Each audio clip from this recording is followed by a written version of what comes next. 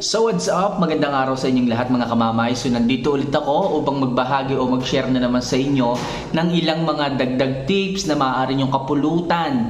Okay, na po pwede nyong i-apply sa inyong buhay pag-ibig. Kung kayo man is may mga problema pagdating sa inyong buhay pag-ibig, well, gumagawa ako ng video upang sa ganon is mabigyan ng kalutasan ang inyong mga problema sa inyong mga partner sa inyong buhay pag-ibig. So mga kamamay, at this moment of time, isa na namang napakagandang topic ang ating pag-uusapan at sigurado ako ilan sa inyo or marami sa inyo makaka-relate about this topic. So mga kamamay, magiging topic natin ngayon is mga bagay na kinaaadikan ng isang lalaki sa isang babae. Okay? Ito yung mga katangian ng isang babae na talaga kinaaadikan po ng mga lalaki. Kaya ako ginawa ang video ito mga kamamay. If ever na hindi kayo ganito, may pagkakataon pa na i-improve nyo ang inyong sarili. At syempre para malaman nyo rin kung ano ba yung mga bagay na kailangan nyong gawin para mahumaling sa inyo o para kaadikan kayo ng isang lalaki. Ito yung mga katangian ninyo, okay, na dapat nyong i-improve. So mga kamamay, bago natin simulan itong napakagandang topic na to, huwag nyo sanang kalilimutan na pindutin yung subscribe button and notification bell para lagi kayong maging updated sa lahat ng mga love advices na ginagawa ko kagaya neto. Kung napindot mo na at nakapag-subscribe ka na, maraming salamat po and simulan na natin ang topic natin ngayong araw na to. So ano nga ba yung mga bagay na kinaaadikan ng isang lalaki pagdating sa isang babae? So number 1, ang pagiging madiskarte sa buhay. Mga girls, tandaan nyo po, mahalaga po para sa inyo na magkaroon kayo ng diskarte sa buhay. Yung tipong nakaka-earn o nakakakuha o nagkakaroon kayo ng sariling kita sa inyong sariling trabaho. Hindi kayo palaging umaasa sa lalaki. Hindi kayo palaging nakadepende lamang sa inyong mga asawa. Sa madaling sabi, may mga extra career kayo, may mga sideline kayo na pinagkukuhanan ng pera. Ibig sabihin, meron kayong diskarte sa buhay. Okay? Hindi kayo umaasa sa ibinibigay lamang ng lalaki. Hindi kayo umaasa sa binibigay lang ng inyong asawa. So, mas kaadikan kayo at mas mahuhumaling sa inyo, matutuwa at kahahangaan ka ng isang lalaki kapag ka ikaw ay madiskarte sa buhay. Yung tipong nagtitinda-tinda ka, okay, nag-online selling ka, okay, sa madaling sabi, kaya mong kumita ng sarili mo. Okay? Kaya mong tumayo sa sarili mong mga paa. Kaya mong maging independent. So yan yung makikita ng isang lalaki sa iyo at diyan kanila kahahangaan. Kapag alam nila na meron kang diskarte sa buhay, hindi yung pahila-hilata lamang sa bahay, hindi yung panood-nood lang ng TV, panood-nood lamang ng kung ano-ano sa cellphone, lumipas ang maghapon, lumipas ang magdamag, hindi man lamang gumagawa ng paraan para may maibili ng bigas. So mga girls, okay, mahalaga po para sa inyo na magkaroon kayo ng isang madiskarteng pananaw sa buhay. Okay, kailangan nyo maging madiskarte sa buhay para sa ganon. Okay, mas igalang ka, mas mahalin ka at mas mahumaling sa iyo ang isang lalaki. Okay? Kasi may makakatulong sila. May makakatulong yung mga lalaki sa pang-araw-araw. Hindi lang siya nag-iisa, hindi lang siya yung mag-isang kumakayod sa inyong relasyon. 'Di ba? So nagtutulungan kayo bilang isang babae, dumidiskarte ka rin ng sarili mo para may maiabot sa kanya, para may maibili kayo ng ganito, para magkasama kayo nalulutas ng mga problema. Kaya mahalaga po para sa isang lalaki na meron kayong madiskarteng pananaw sa buhay. Okay? Para sa ganon, mas maadik sa iyo ang isang lalaki. Okay? So number 2, kaakit-akit na larawan. Okay? So mga girls, sinasabi ko palagi sa inyo para kaadikan kayo ng isang lalaki, mag-post kayo sa social media. Okay? So diyan kasi nila kayo makikita. Diyan kasi nila kayo mapagmamasdan ng maayos. Kaya mga girls, piliin niyo po yung quality at magagandang kuha na inyong ipopost sa inyong social media. Yung mga post, yung mga picture na inyong imamay-day, i-story, piliin niyo po. Kasi isa yan yung mga bagay na yan. Okay? Yung mga larawan ninyo, isa yan sa mga bagay na kinahuhumalingan at kinaaadikan ng isang lalaki. Tingnan nyo. Okay, kapag ang isang lalaki ay may lihim na pagtingin sa isang babae, kinukuha niya pilit yung mga pictures ng babae at tinitingnan paulit-ulit kahit siguro 3 oras titigan, okay lamang. Okay? Kasi nahuhumaling siya, kasi nagkakagusto siya, kasi nagkakakrush siya sa isang babae, at doon sa pagtingin ng picture ng isang babae, diyan niya nakikita ang totoong kagandahan ng isang babae. Diyan niya nakikita kung ano nga ba ang itsura ng kanyang babaeng iniibig, kanyang babaeng hinahangaan. Kaya mga girls, isa yan sa mga bagay na kinaaadikan ng isang lalaki, ang pagtingin sa inyong mga picture, sa inyong mga story, sa inyong mga my day. Kaya mga girls, sinasabi ko sa inyo, i-improve ninyo ang inyong pictures. Okay? Mag-ayos kayo bago kumuha. At wag sana mga old pictures ang inyong i-post. Yung tipong hindi pa uso ang only rice. Okay? Kasi yung iba sobrang papayat, sobrang iitim. Diba? So quality pictures ang inyong i-post, kasi yan ang hahanapin. Diyan kayo titingnan ng isang lalaki. Diyan sila maa-addict sa paghanap ng inyong mga picture. Kaya sinasabi ko yan sa inyong mga kamamay. Okay? So number 3, yung pagiging medyo malandi. Okay? So kapag kasi ang isang babae is medyo malandi, yung tipong hinaharot-harot niya paminsan-minsan yung isang lalaki, talagang yung lalaki kuhang-kuha. Mapapansin nyo naman yung lalaki na kuhang-kuha kapag siya ay sumasakay sa mga biro, sa mga paglalandi. Okay, so binibiro lang nung isang babae yung isang lalaki, akala mo talaga gustong-gusto na kaagad. Akala mo talaga sasagutin na kaagad, kaya yung lalaki humahabol.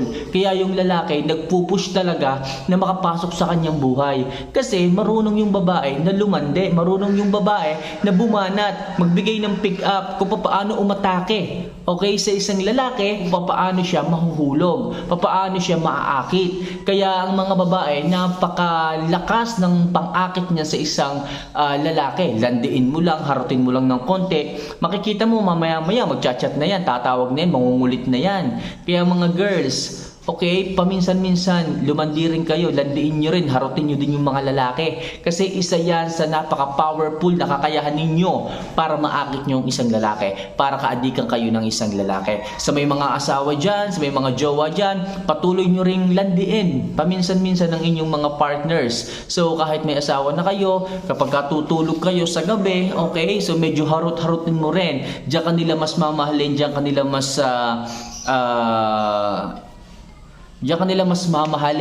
diyan kanila mas lalambingin kapag medyo hinaharot-harot mo siya, kapag medyo nilalandi-landi mo siya.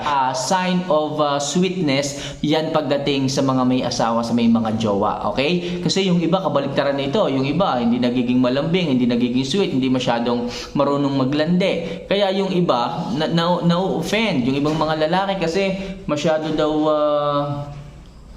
yung iba, masyado daw, minsan kasi daw nawawala na ng oras kasi hindi naman sila hinaharot. Buti pa daw yung ibang tao, buti pa daw yung ibang lalaki, minsan hinaharot ninyo, pero yung inyong sariling asawa hindi, di ba? So paminsan-minsan mga girls, harutin nyo rin po, landiin nyo rin po ang inyong mga partners, para sa ganon mas kaadikan kayo, mas mahumaling sa inyo ang isang lalaki. Alright? So next, yung babaeng palaging mabango. Kahit sino naman siguro mga girls, okay, kahit sino sigurong mga boys, talagang lilingunin kayo kahit hindi ka kagandahan. Okay, mas pipiliin nila yung babaeng mabango kaysa sa maganda na amoy putok naman. 'Di ba? Kahit siguro dumaan kayo sa likod ng mga lalaki at naamoy nila yung mabangong pamango mo, lilingunin at lilingunin ka ng mga yan. Sinasabi ko sa inyo mga girls, mas gusto ng isang lalaki ang isang babaeng mabango. Sa isang babae, gusto rin naman nila yung isang lalaking mabango. Kahit hindi ka masyadong kagwapuhan, pero kung yung hygiene ninyo is napakaganda, napakaayos, napakabango ninyo, talagang mahuhulog ang loob sa inyo ng isang lalaki. Kaya mga girls, panatilihin ninyo ang good hygiene, palaging mabango dapat, okay? So laging prepared. Huwag lalabas ng bahay kung alam nyo na pawisan kayo. Okay, kasi kapag nakakita kayo ng isang lalaki or baka mamaya may lumapit sa inyong mga lalaki, is ma-turn off. Kasi bakit? Amoy tinapay kayo, amoy putok. Okay? So para kahumalingan kayo ng isang lalaki, para kaadikan kayo ng isang lalaki, so panatilihin nyo ang inyong good hygiene at panatilihin nyo lagi kayong mabango. So effective po ito mga kamamay. Talagang maa-addict sa inyo ang isang lalaki. Kaya yung ibang mga lalaki hinahanap-hanap yung amoy ninyo. Kahit wala naman kayo doon sa isang lugar, hindi nyo naman kasama kasama yung lalaki. So talagang pag naamoy niya yung pamango na medyo kahawig ng pamango mo, isipin niya na ikaw yon. Okay, hindi ka pa man niya nakikita, pero kapag naamoy niya yung pamango na dala ng hangin, iisipin niya na nandun ka lang sa lugar na yon kahit wala naman. So ganun kalakas ang pagtatak ng pabango sa ilong ng mga lalaki. Kaya piliin mo ang mabangong pamango, piliin mo yung cool lamang sa ilong, hindi yung sobrang sakit sa ilong, di ba? Kaya yung iba tumatatak sa isipan or sa ilong ng isang lalaki, yung masangsang na amoy, di ba? Minsan tumatatak din talaga alam na kaagad nila yung amoy ng isang babae kung masangsang ang amoy o kung masyadong masakit sa ilong ang amoy. Okay? So, pero sa ganon, gayon pa man, mas piliin niyo pa rin mga girls, yung cool sa ilong, yung masarap amuyin, yung parang sampagitang amoy. Para sa ganon, doon kayo mas makilala, hindi doon sa pamango na masakit sa ilong. Dalawa rin kasi yan pwede rin tumatak yung pamango na masakit sa ilong at yung pamangong masarap sa ilong. So piliin nyo na lang mga kamamay kung alin dyan ang gusto nyong tumatak sa kanilang pang-amoy. Okay? So next, merong magandang pananaw sa buhay. Sinabing merong magandang pananaw sa buhay, meron kayong pangarap, meron kayong goal, meron kayong gustong marating. Hindi yung babae na nandyan lang palaging tumatambay, hindi nag-aaral, hindi gumagawa ng hakbang kung paano uunlad. So paano kayo kaadikan ng isang lalaki kung ganyan?